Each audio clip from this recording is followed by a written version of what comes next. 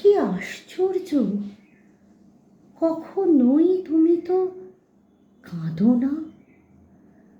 পুটুলি পাকিয়ে রেখে গেছো এবারের আনাচে কানাচে যে মনোবেদনা, পুড়ে যাচ্ছি আমি তার আঁচে।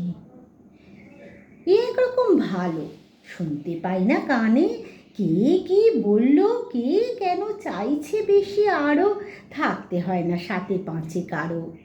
বলিতে তোমার ছোট্ট এক চিলতে বাগানে লঙ্কা গাছে ফুল ধরেছে সবে। তুমি আসছো কবে? ছেঁড়া সেলাইয়ের ছুঁচে ভাঙা জোড়া দেওয়ার আঠায় তুমি আছো, ছুঁলেই টের পাই। লাঠি হাতে উঠে ঘর ঘর করি খোঁড়াতে খোঁড়াতে। কখনো সাক্ষাতে বলিনি লজ্জার মাথা খেয়ে মুখ ফুটে, তবু খুব জানতে ইচ্ছে করে। কখনো না কেঁদে সমস্ত বর্ষার জল কেন তুমি হাসি মুখে তুলে নাও দু চোখের কোলে?